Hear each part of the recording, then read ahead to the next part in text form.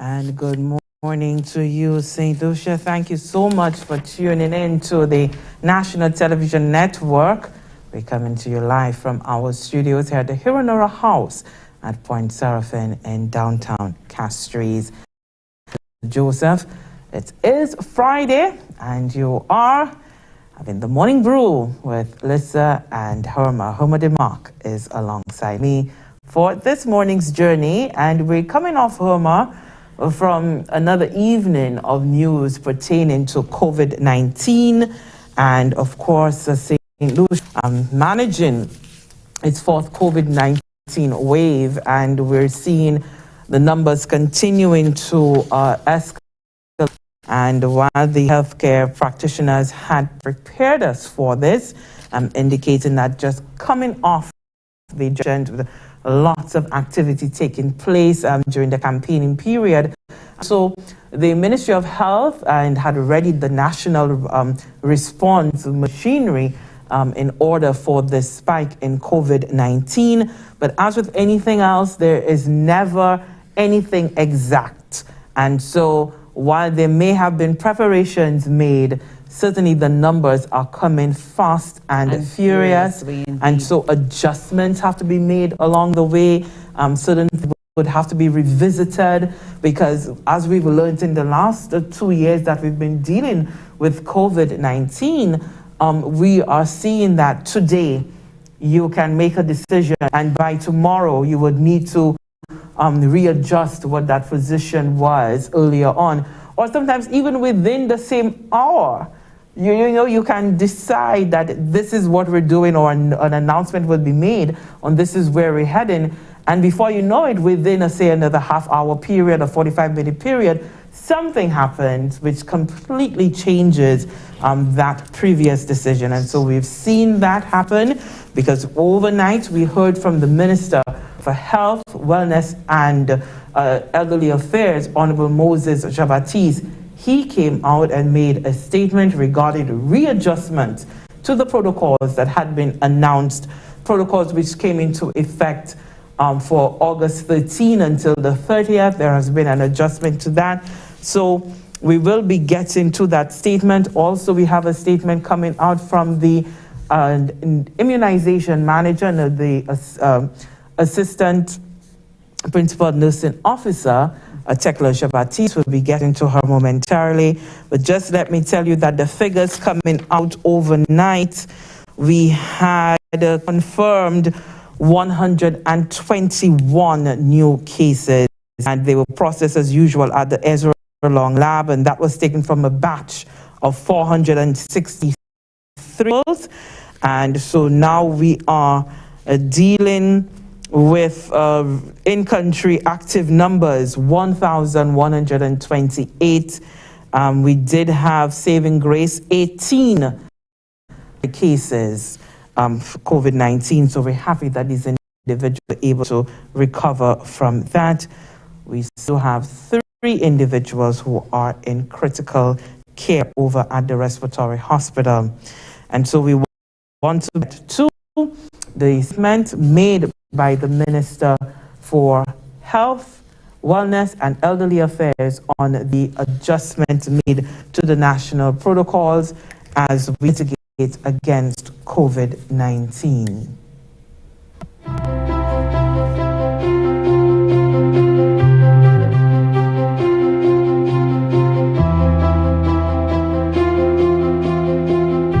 My fellow St. Lucians, at a press conference which was held on Thursday, August 19, to update the public on COVID-19 related matters, the Prime Minister promised that changes to the COVID-19 protocols would be announced after consultations were completed at the level of the current command center and with other stakeholders.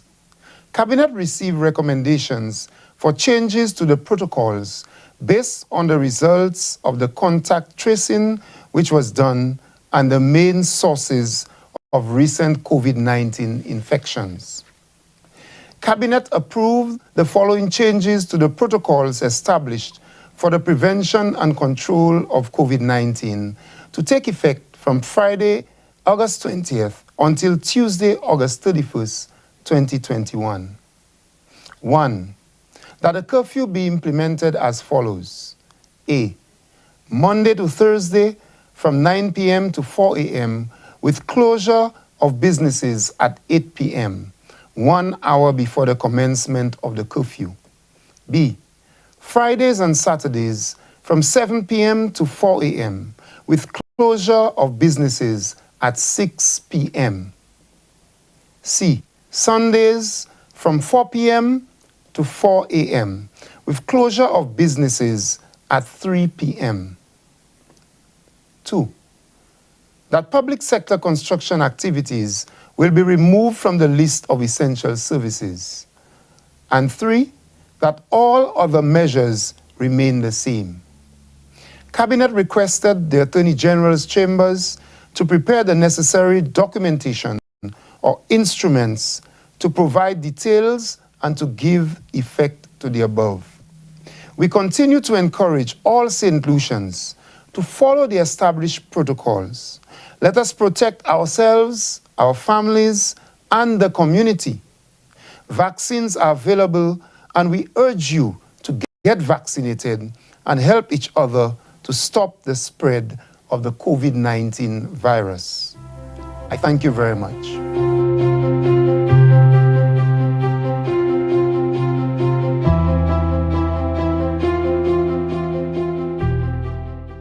That's the Honorable Minister for Health there, Moses Jabatis, giving us the news coming out last night following cabinet meeting, that there will be the adjustments to the protocols, which came into effect on the 13th of August, and so amendments being made there, which take effect today, August 20th. Also, we did have the vaccination campaign. We had an update from that because we received over 52,000 doses of the Pfizer vaccine from the government of the United States. That donation coming in there this week. And so the Assistant Principal Nursing Officer and Immunization Manager, Tekla Jabatis, updated us on what we can expect, how they will be rolling it out, and where we stand now with our vaccination campaign.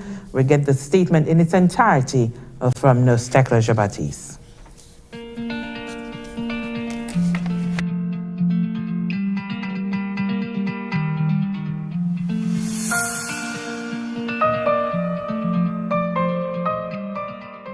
St. Lucia is now at the 6-month point since the introduction of the COVID-19 vaccine. Since then, we have been able to partially vaccinate 18.9% of our population with the first dose of the AstraZeneca vaccine. 14.8% have been fully vaccinated with both doses. Our current figures indicate that as of August 18, 2021, 34,195 first doses and 26,820 second doses of the AstraZeneca vaccine have been administered in St. Lucia.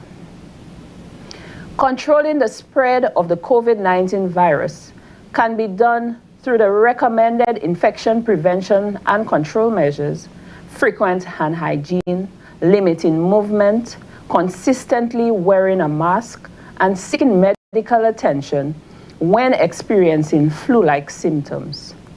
These measures do help control the pandemic, but to successfully bring the pandemic to an end will be achieved through COVID-19 vaccination. Like other infectious diseases, we will achieve significant improvements when we are less able to spread the virus from person to person. Vaccination makes this hope an achievable reality. Over the last 2 weeks, St. Lucia has witnessed a significant and worrying increase in the number of individuals who have been confirmed as having COVID-19. Through the support of the Caribbean Public Health Agency, we have also been able to confirm the presence of the Delta variant in our country. The presence of this variant increases the rate at which this virus spreads and causes worse health outcomes for the people who acquire the virus. Given the high level of transmissibility of the Delta variant, St. Lucians are encouraged to take any and all measures to ensure that they and their loved ones are protected. Though vaccines are the key to ending the pandemic, all the protocols must be practiced daily to reduce the health burden caused by COVID-19. On Tuesday, August 17, 2021, St. Lucia received a generous donation of 52,650 doses of the 5 COVID-19 vaccines from the government of the United States of America. This generous donation was facilitated through CARICOM and CAFA. The donation of vaccines will complement the AstraZeneca vaccine and make available an additional choice of vaccines to the people of St. Lucia. Both vaccines are effective against the COVID-19 virus and the variant. The Ministry of Health, Wellness and Elderly Affairs is committed to ensuring that vaccines are available to all who are eligible to receive them. Vaccination will continue at the various vaccination sites and wellness centers across the island, alongside the mobile vaccination drive in communities. In the coming weeks, vaccines will also become available at selected private sector health facilities. As of Monday, 23rd August 2021, the Pfizer vaccine will be available at the vaccination sites for persons 12 years and older. Parents or guardians should accompany their children under 18 years. Vaccinating your children will protect them from COVID-19 infection, particularly the Delta variant, which is known to cause serious infection in young people. The Ministry of Health, Wellness and Elderly Affairs is committed to ensuring that vaccines are put to good use. To reduce wastage of these much-needed vaccines, we appeal to all those who would be due for their second doses in the coming weeks to visit any of the vaccination sites. According to the manufacturer's instructions, the AstraZeneca vaccine can be administered between 4 to 12 weeks. In light of this, a decision has been taken to administer the second dose from 6 weeks after having received the first dose, especially in light of the confirmed variant in country. The World Health Organization has released guidance which gives consideration for heterologous combinations, that is, mix and match of vaccines such as AstraZeneca and Pfizer. The Ministry of Health's vaccination policy remains the complete regime of one brand of vaccine. Consideration for mix and match will be given in cases where one vaccine is not available. The schedule for the vaccination sites are as follows. Grozile Human Resource Center, Mondays and Fridays. The VG Sports Complex, Mondays, Wednesdays, and Thursdays. The Binfield Secondary School until Thursday, 26 August, on Tuesdays and Thursdays. Soufriere Hospital grounds, Mondays and Fridays. Dennery Mothers Preschool, Tuesdays and Wednesdays. The Jack Mill Wellness Center on Fridays, and the People Discounts Pharmacy on Tuesdays, Victoria Street, and Thursdays on St. Louis Street. The Ministry of Health, Wellness and Elderly Affairs continues to appeal to the public to access the COVID-19 vaccination clinics around the island. Until widespread vaccination has been achieved, both vaccinated and unvaccinated people need to be aware that the additional protective behaviors are required to control the pandemic. The Ministry of Health, Wellness and Elderly Affairs will provide further updates on St. Lucia's COVID-19 vaccination implementation.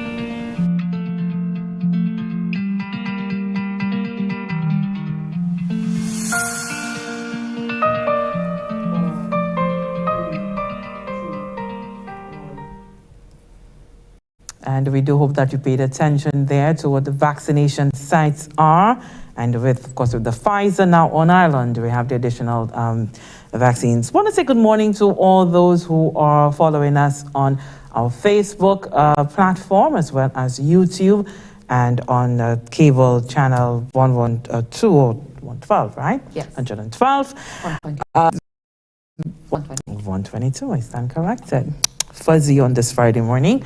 But also, let me say to Dawn Marie, thank you so much for tuning in. The question there from Gail Isaac, they're online and asking about mandatory testing of individuals for COVID-19. No, we've not gone that route. No. Certainly, we are continuing the persuasive approach for individuals. And of course, the government of St. Lucia has made it absolutely clear that what it wants is a sort of people participation approach to controlling COVID-19. And so while there isn't mandatory testing, individuals are encouraged to get testing. Just yesterday, press conference that was held with the Minister for Health, as well as Honorable Prime Minister Philip J. Pierre, there was an indication there that the testing sites would be expanded, as well as the additional resources are being given to the various departments within the Ministry of Health responsible for that. And so we're seeing that government having COVID-19 as a priority, and as well providing the resources necessary to make it that priority. We'll get back and give you a sort of whole rundown on where the vaccination sites are towards the end of the program. But we also know that across the region, Herma, COVID-19 is still very much present, I could hear. So what are the latest figures that you're seeing out in the region? Thank you, Lisa. Yes, you're very right. In our neighboring islands, they still are. Starting with Martinique, they have registered a total number, and that's their total number of infections, 33,272.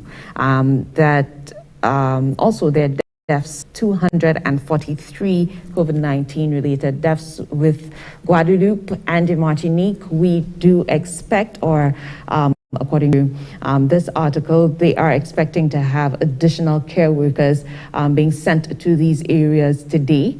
So that is Guadeloupe and Martinique. We see in Martinique, they're approaching their bed capacity. 40% of beds at the Guadeloupe University Hospital Center are occupied by COVID-19 patients. And so that could give you an idea of the situation in Martinique and over in Guadeloupe. In Trinidad, they're also facing quite high figures as well. The total number of active cases currently in Trinidad is 5,768, as 5,768. They reported in the last 24 hours, 155 new cases. The total number of patients in hospital is 318. And like Lisa, you mentioned rightfully earlier, when it comes to COVID-19, it really is a matter of flexibility, because there's something there's so much that we don't know about the virus. It's so new to not just us, but the world. And every day, I think we're learning a little more about it. Symptoms of the variants vary. So many things. And that's why it is extremely important for us as individuals to take charge of ourselves and ensuring that we're keeping ourselves, we're keeping our family safe. So if you do feel like you're sick, you're not quite sure what the symptoms are, maybe a headache, maybe you have a slight fever, hey, get tested. And that is the way that you know for sure whether or not you have COVID-19, and you can take the necessary measures to keep yourself and your family safe. Artfully, also, you mentioned being a priority for the government of St. Lucia. And while it's not mandatory that we get the vaccine, it is important that you educate yourself about the vaccines, you educate yourself about how they work as well. And that is one of the aspects I think that the government of St. Lucia did also mention that they wanted to focus on in terms of educating the populace about the vaccines and how they work. And that education exercise began en masse. Last evening, there was a forum where some 400 people, I heard. At one time, it was up to 600, and that of stakeholders, interested parties, invested individuals, if you want to call it that, and very, very open discussion on that and what will happen within the next week. A lot of the placed there in that forum. All of that is going to be collated. A document will be drafted and presented to the Cabinet of Ministers, and then we'll be hearing some policy will be shaped coming out of that as well. Because not just vaccination, that was the core discussion, but of course there are the legal trappings that surround that as well. I didn't want to use the word ramifications. I went to trappings, but sure. The ramifications make people think, oh my God, it's something so horrible. But there are some issues to deal with employment because, and I've been saying this for the last 2 years, we think about COVID-19, we talk about the numbers in terms of the cases, but the fallout from that is so vast as well. Because in every work environment where someone has tested positive for COVID-19, it means several things that tested as well. They need to be placed on quarantine as well. What does that mean for the operation of the business? Right. So that halts in case you do not have.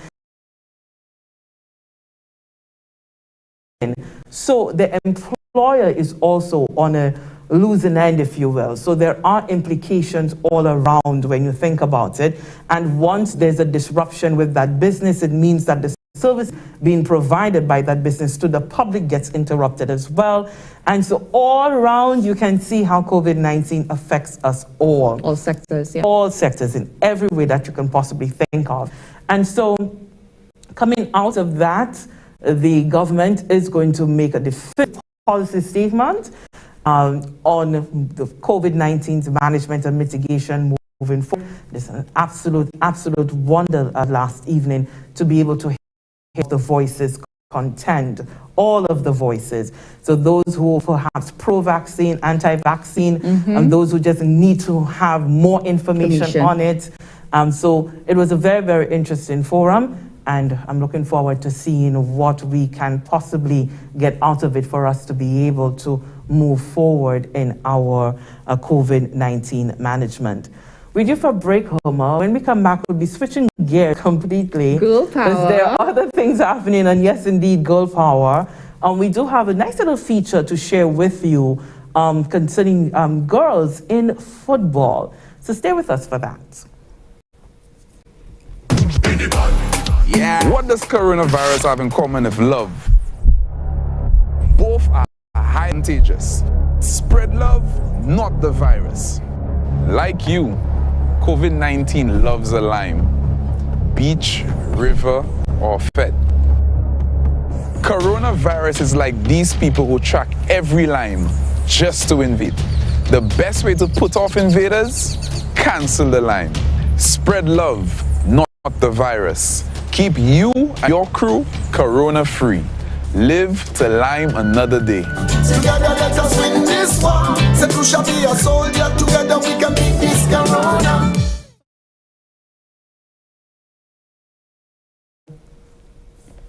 And welcome back. Over at the St. Lucia Football Association, a number of things are happening there, and the association, earlier this week, we did inform you that they had in the national effort encouraging the various associations, their members, to get vaccinated. So that was a very good thing in order for you to be able to get persons back out there, to get that full crowd. And we know football is such a massive sport here in St. Lucia. Very true. To get the crowds back, get your supporters back, you need to get vaccinated. So that's a very, very good message coming out from the St. Lucia Football Association. The association is also looking to really ramp up the participation of girls, women in football.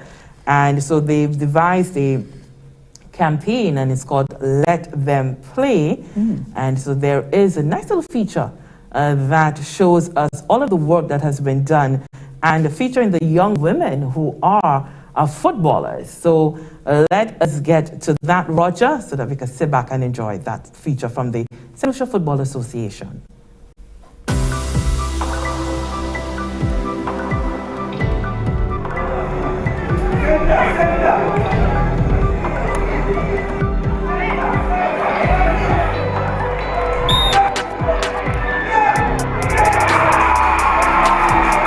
The St. Lucia Football Association committed in its strategic plan to transform women's football to make the game accessible to anyone who wants to play. The focus now is to create a new image, a new campaign to attract more individuals. We have encouraged clubs to develop festivals, that's for players who are under 10, and so on, to get the girls involved as early as possible. And SLF assists the clubs, the leagues, with resources to facilitate these programs and these activities. This is in keeping with the global mandate for FIFA to provide support, encouragement, motivation, and inspiration to young girls all over St. Lucia. Even during the COVID period, SLFA made a contribution to most of the players in terms of laptops, and they also receive bursaries, $500 bursaries. This was given to the players as well, so the parents benefited from that assistance. It made it possible for the children to facilitate and be accommodated on the online instruction. That was the mode of learning blended approach. But we also want to reassure our commitment to the development of female football and the same opportunities that may have existed for many last 10 years are still in existence for the female. Many heeded the call, consequently taking women's football to another level. My name is Christian Louis and I am 17 years old. My name is Cassandra Shepherd. I'm from the community of Penrys. My name is Ilana Lashley. I'm from Beaufort. And these young ladies and many more like them need the opportunity to express themselves, to live a healthy lifestyle, to build self-esteem, and to shine locally, regionally, and internationally. I just currently graduated from Beaufort Comprehensive School, and I'm now going on to university. Christian is one of those persons who have gotten a scholarship. What she would be doing is be joining about 14 or 15 other girls that we have out of state who are presently on scholarship. So that main advantage is one that we need the girls to capitalize on, because what we've realized that has been happening over the past 4 or so years, there are greater scholarship opportunities for the girls than there are for boys. There is opportunities for females in all sports. Chantel John is a football referee and a police officer by profession. You get scholarship study, you get opportunities to play professional. So I will encourage you to come out, train hard. So that child who is involved in football, that's one less child that is on the street, one less child that might be involved in something negative. Let's put in her energy, where it is the boy, his energies, into productive and positive activities. Football enables you to reach higher heights. Emily Remy is a teacher by profession, has played football extensively for Marcia.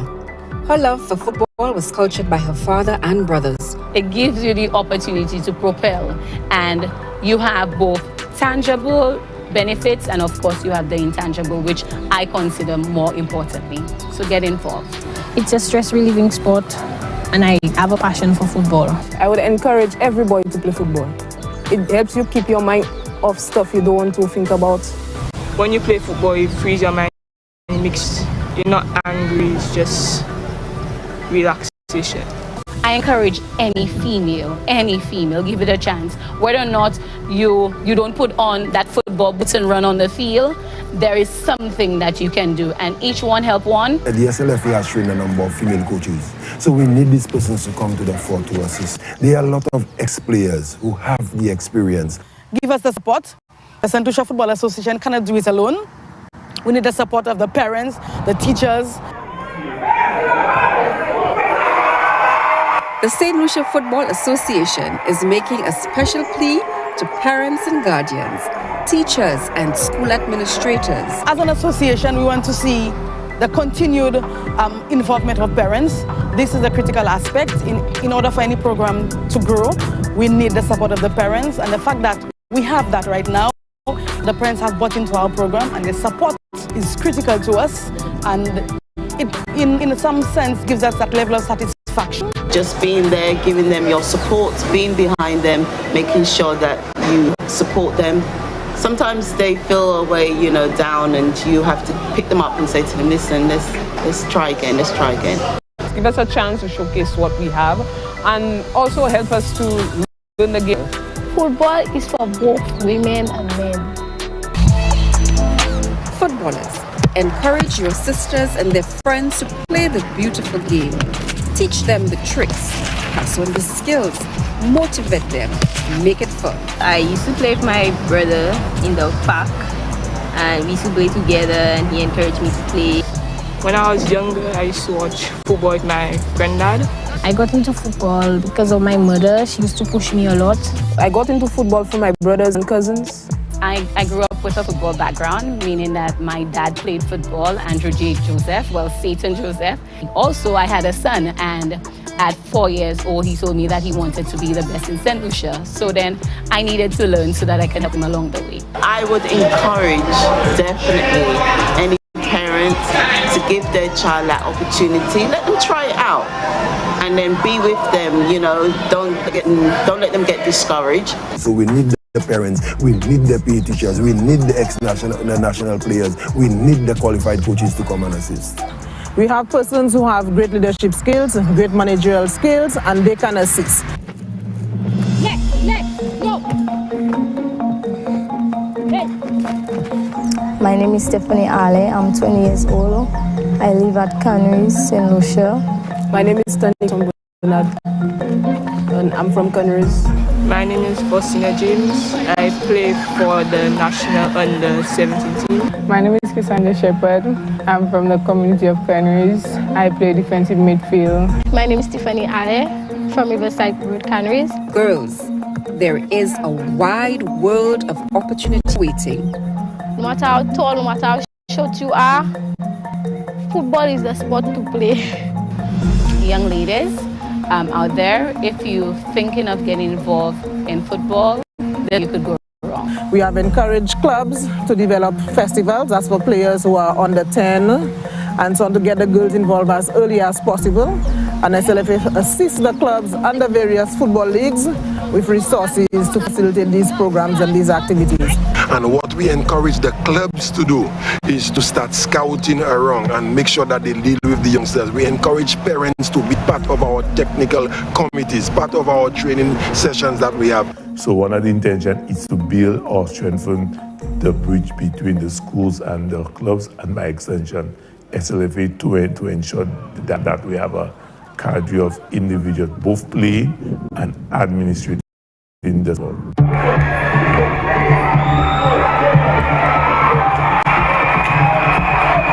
There are many opportunities for you to contribute to the beautiful game. You can get trained to coach and nurture young talent. The beautiful game needs female referees. There is room for you in administration, or as a scout or a mentor. If you're thinking of getting involved in football, there's no way you could go wrong. It's very important that we get more young girls involved in football. One, for sustainability of our program. Two, there are lots of opportunities involved in football, specifically, most importantly, college opportunities. When you go out and you're scout by a coach, you may get an opportunity to attend college, and this is a very, very, very big opportunity. You play for your school, you could play for your club, you could play for the national team, and you could travel the world. From St. Louis to England and then to Russia, we made many stops And in Russia, I met new people. I made new friends. If she wasn't playing football, she wouldn't have got that opportunity. That was a big opportunity. She flew to Russia, big experience. At the end of the day, it's you and what you want to do. It's your inspiration, it's your story to tell. If your daughter loves to play football, what I would tell you, well, my mother will always tell me, never let what people say get into you and just try your best. Never give up, never give up. Just keep your mind positive and think about how far you want to reach and just work on it, and you must reach there. Just keep your energy positive. Never give up, never give up. I'm encouraging you to just play the game of football.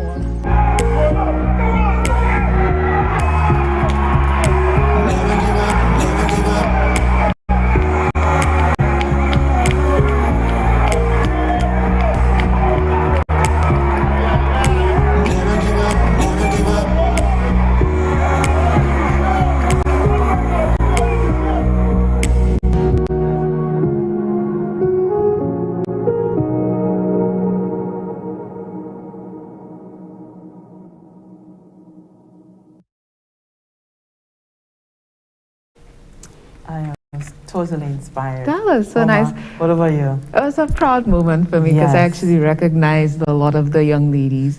And on a Sunday, now COVID-19 kind of restricts the level of activity. Them on the field, and the majority of girls in the community, a lot of them, Tiffany, I saw Renala, Blossom. It's like,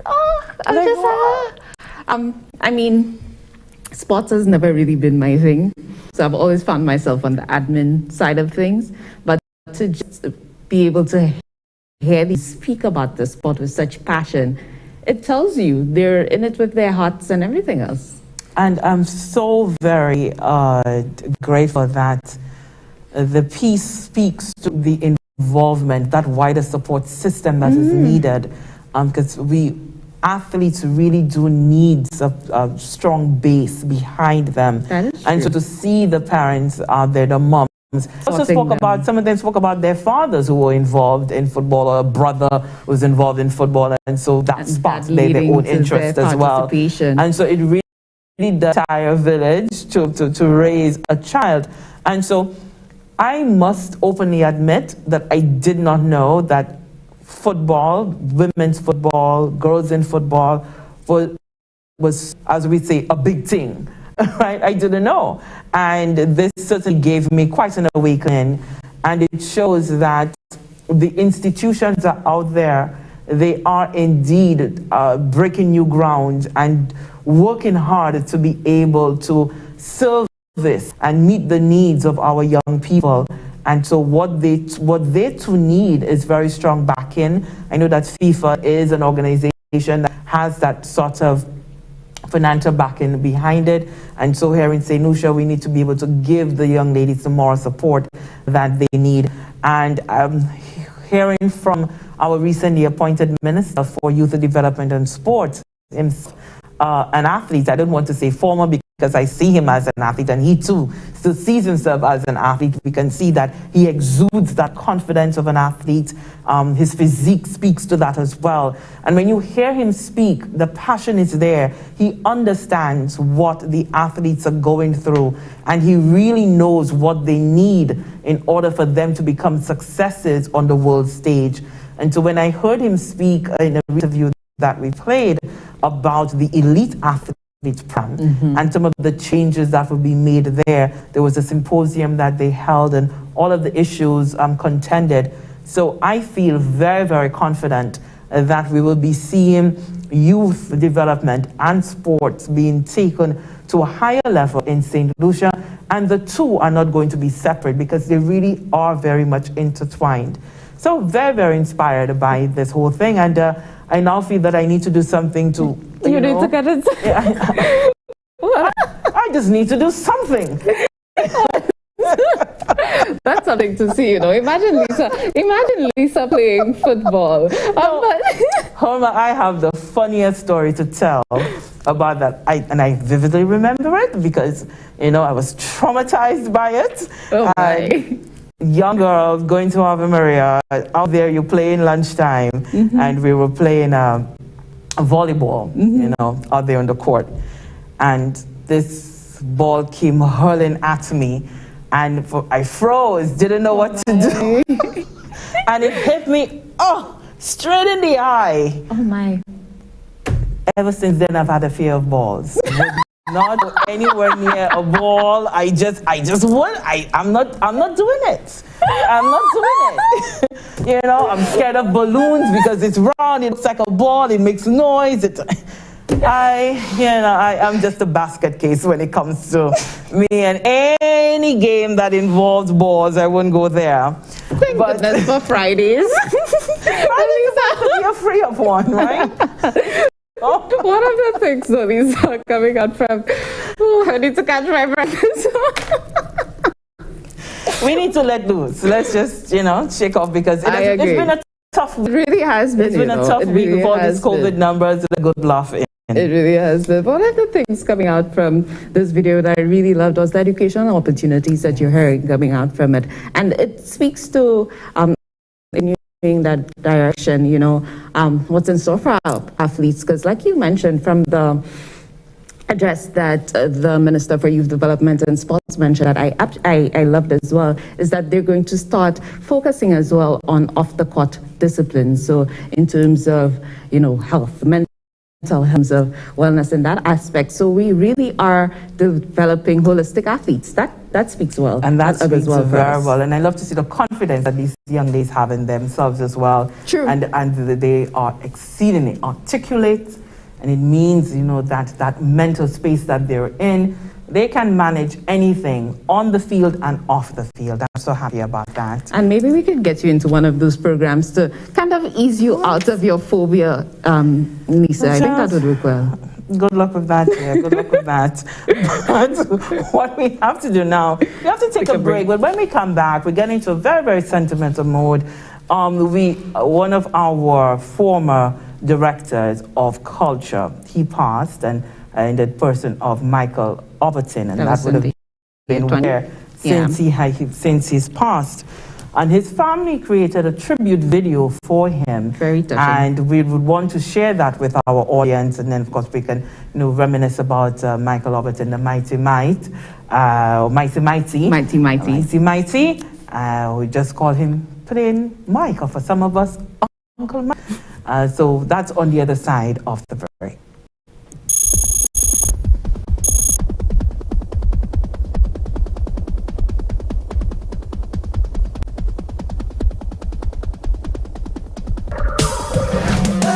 We at war with the virus, ready to harm us.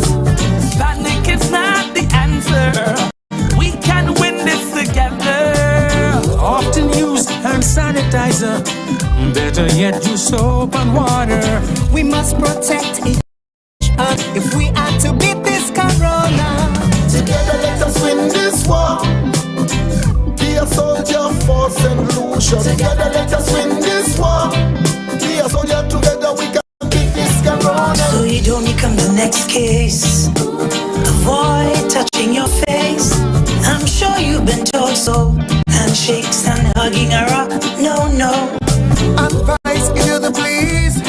Cover your mouth and your nose if you cough or sneeze. Practice social distancing and avoid large social gatherings. Together let us win this war. Be a soldier for St. Lucia. Together let us win this war. St. Lucia, be a soldier. Together we can beat this corona. For further information, please contact the hotline at 311 or the Bureau of Health Education at 468-5349. And welcome back to the Morning Brew with Lisa Joseph and Humadi Mark. It's Friday. It has been quite an interesting show thus far. Lisa, thank you so much. I really do appreciate it. I always aim to please. Thank you. Appreciate that. But heading into this tribute, Michael Overton, he has so many things on him. I remember his passing last year. The Folk Research Center did extend condolences and highlighted very nicely a lot of what he did. So, Director of Culture from 1998, or he served within that time. He was a writer as well. One of his pieces of work that he's known very well for is the book talking about the brigades who fought, the freedom fighters from St. Lucia who fought within the mid-1970s, and they were integral in our winning our victory or our freedom from slavery. So he wrote about that in the year 2020. In addition to that, he has actually won awards for his writing. So he won a BBC Caribbean Magazine Prize in 1977 for a short story that he wrote. And like you rightfully said, Lisa, he was a Calypsonian by the name Mighty Mighty, winning. He won the first Lucia Independence Calypso crown in 1979. So quite a few things that he's done and contributed very, very, very much to the landscape in St. Lucia. So let's head over to the tribute his family put out, remembering Mike Overton.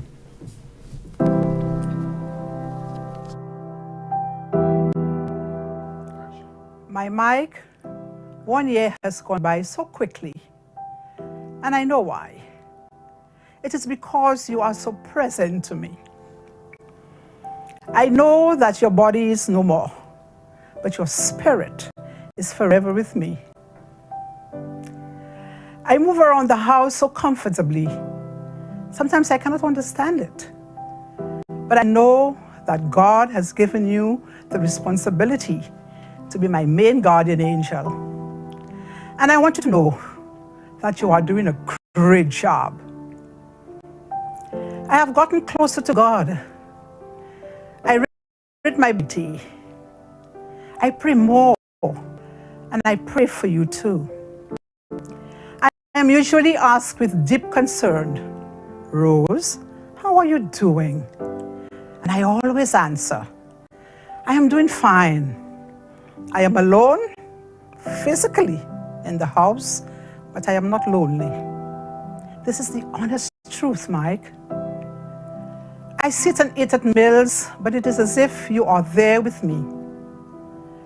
I remember the conversations we have had, the way you explained things to me. Anything I wanted to know, I asked you, and you always had the answers to my questions. In all what you were to me, you were my spiritual teacher. And this is how I know that God is carrying me through this experience, that only He can. You shared so much with me. You wrote so many stories and poems me. I have enough to see me through.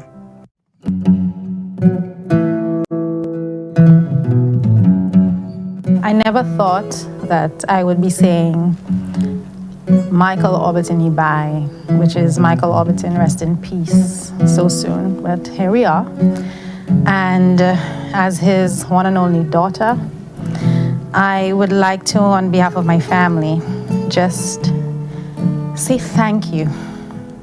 Thank you to family and friends who have supported, especially my mom in this time, because it really does feel like yesterday.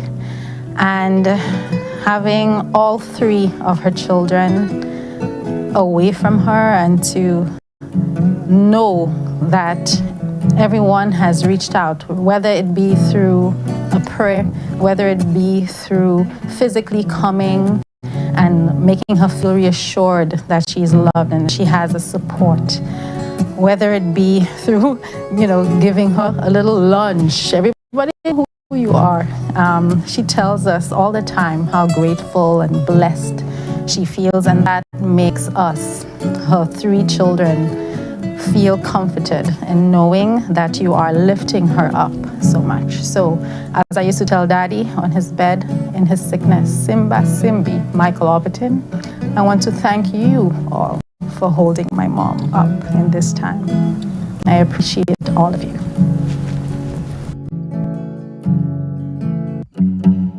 Hail thy majesty, Emperor King Haile Selassie, King of kings, Lord of lords, conquering Lion of Judah.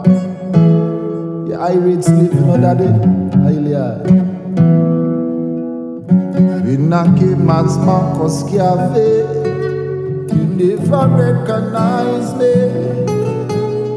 As man die, you make me hero, with no hope for tomorrow. And I come back as Bob Marley, and I sing an Irish song. I'm untrodden to Mount Zion, why don't you come along? Hey, hey, hey. Reincarnation,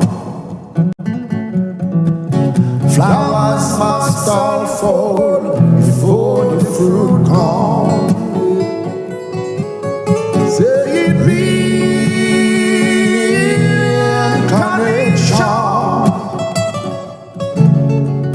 flowers must all die before the fruit born.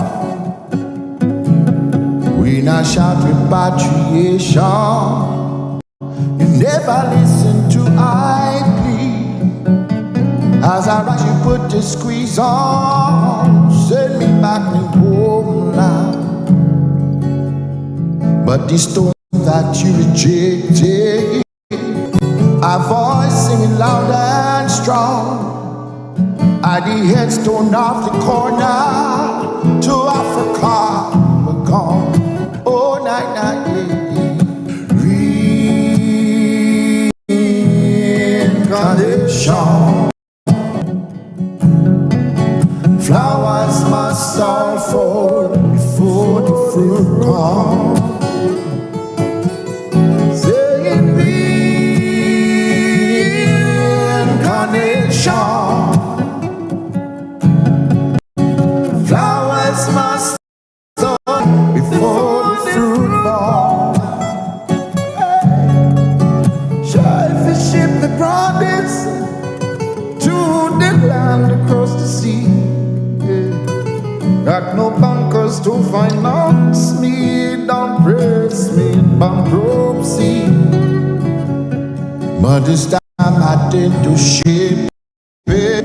But the message in I saw, say Rasta man, kick up your dreadlocks, we cross, now let's press on. Oh, oh, oh, oh. Reincarnation, flowers must all fall before the fruit comes. Yeah. Saying reincarnation, flowers must all die before the fruit comes. Flowers must all die before the fruit comes. Flowers must all die before the fruit born. Flowers must all die, yeah, yeah.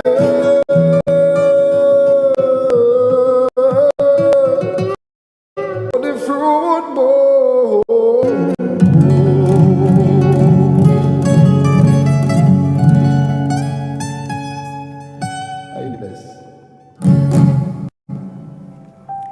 Permit me to end this sharing by reading one of your poems you wrote in 1970. We were not even married yet. After you had written a book of stories and poems, you ended with this one called The End. I've finally come to the end of this book, in which I hope you'll occasionally take a look, treasure it, oh, and love it true, because it's written just for you. The stories are yours. Correct my flaws. My dearest darling, please do Because even you and I are through, I wrote it specially for you. My love, sweet love, some stories are sad, and some poetries I wrote when I was temporarily mad. But darling, no matter what you do, it is meant for nobody else but you. When I am dead, down with lead, you may grieve about the fact that my soul has spared. My stories, I hope, will comfort you true, as I wrote it, my sweetheart, for only you. You might be married to a handsome white guy. Please don't tell him that your love was shy. Don't let him know that you loved me true. But this book, keep it, cherish it. I wrote it for you. Thank you, Mike, for loving me. I will always love you. How can we forget someone who has given us so much? Remember. They got no shame, they should be blamed. Making bread on the dead. Got no respect, I strongly object.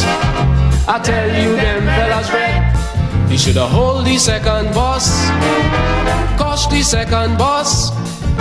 Boss, the second boss, I say. He should have stalled the second boss. Maul the second boss. Deball the second boss. He have too much say.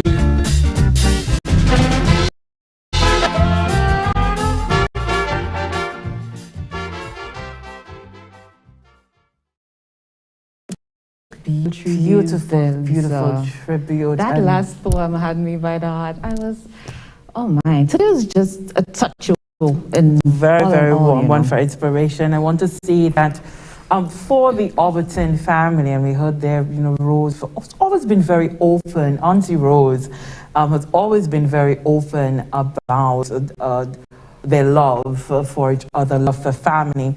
And the Overtons have given so much to St. Lucia.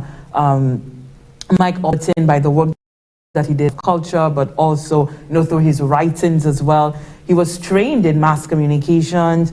I certainly remember him, yes, doing, sometimes I would call him up and ask a few questions about media and stuff in my very early days, and got some guidance there as well. Auntie Rose, and I say that because at Radio St. Lucia, when I was an employee there, Auntie Rose would come in, the program that she did, she was a community nurse as well, and so she did a lot of radio teenage issues, family issues, and so forth. And so they also produced beautiful children that we saw, the daughter Cancer. We heard the voices there of Michelle and the son Miguel there singing in that piece. And of course we heard for the very famous song of Making Bread on the Dead by Mighty Might there.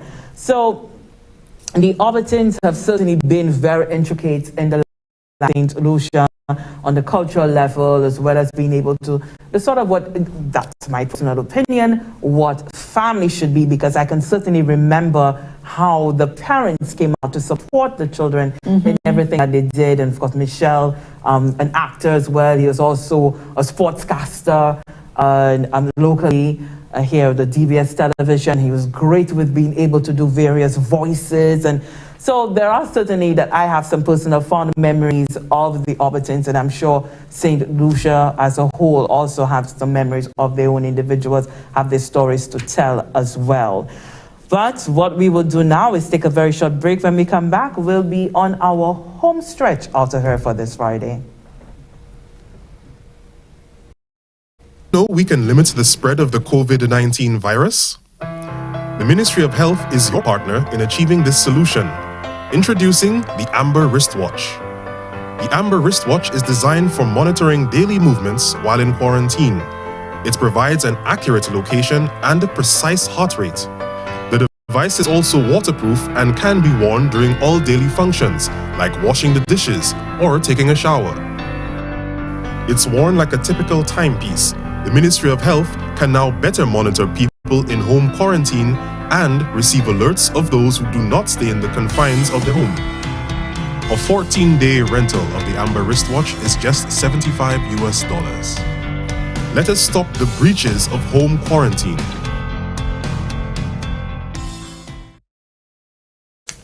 Welcome back on this Friday. It's the Morning Brew with Lucia and Herma, and we want to just give you some quick reminders of the COVID-19 as I get my favors together there. So we know that we are dealing with the surge, and we know that vaccination priority now.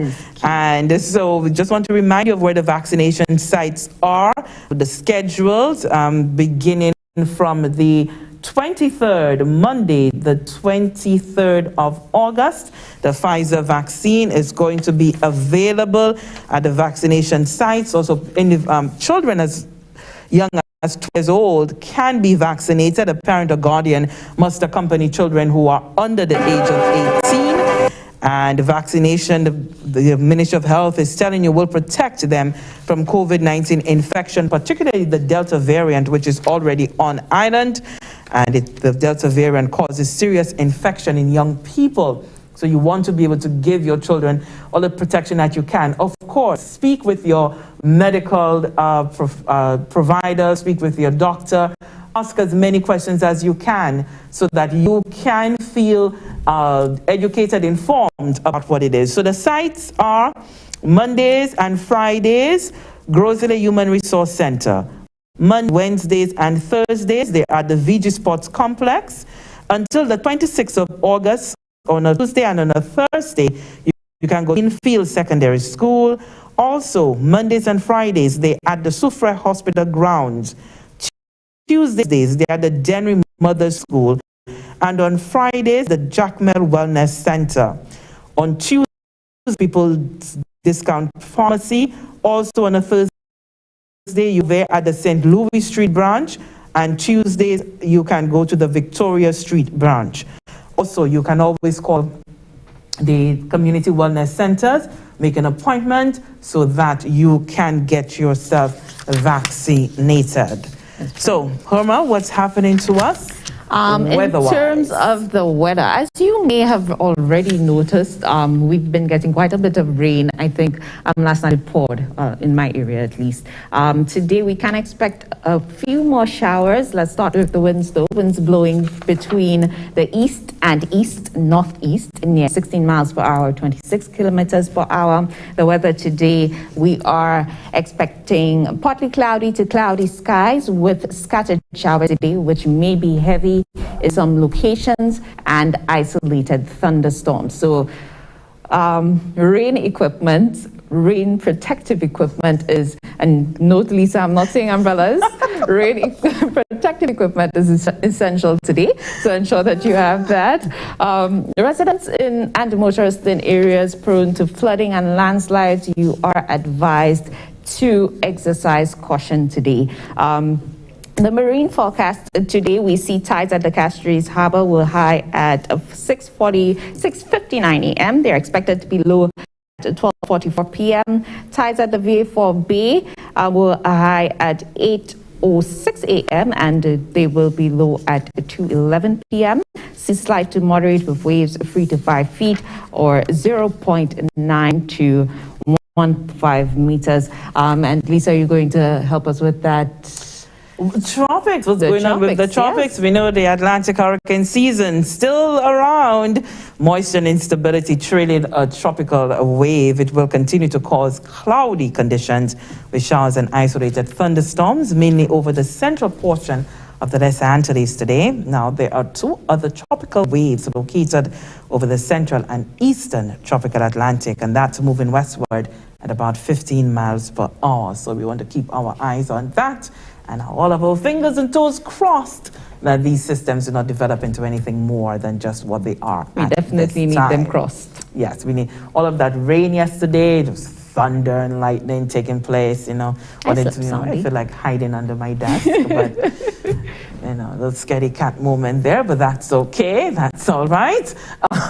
We're still in August, so Lawas. It is Lawas. No, I don't think I'm reflecting much Lawas today, you know. Oh, well, I have the flare, though. Yeah, I like the colors, yeah.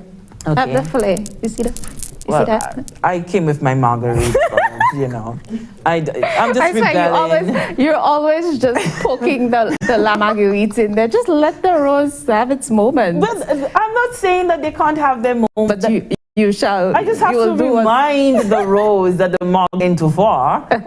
So, but I enjoy them both. It's okay. Agreed. Just, you know, so next week, and we are hoping that everything cooperates and COVID would allow for us to be able to have some in-studio performances with our various Lawas groups. Awesome. That is going to be awesome. So Monday, I'm going to rep.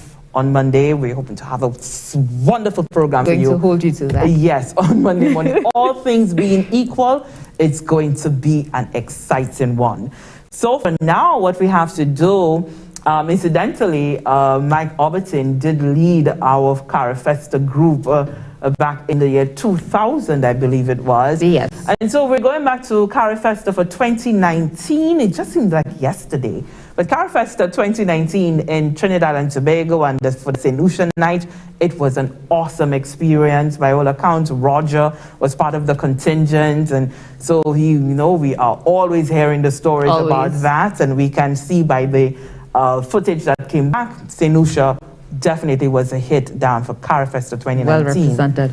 Yeah, so we are going to leave you with the sights and sounds of that St. Lucia night, Carifesta 2019, as we celebrate the Lawas Festival. Vive Lawas! Vive Lawas! See you Monday morning.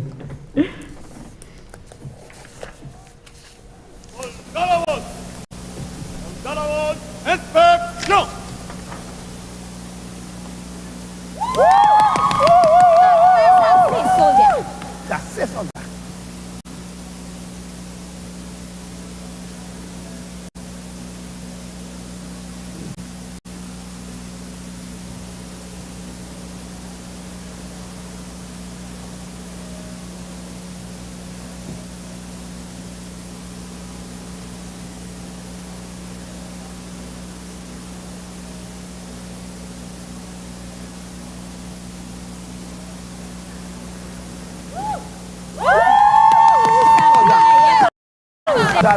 C'est soldat.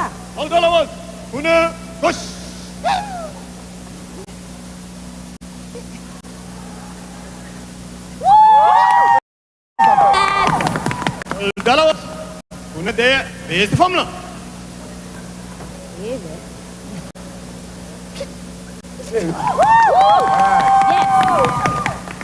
Dalawas, on est pouvant. Silong. Dalawas, on est.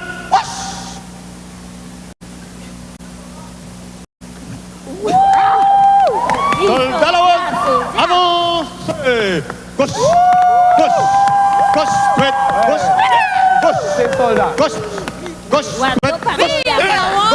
Vive la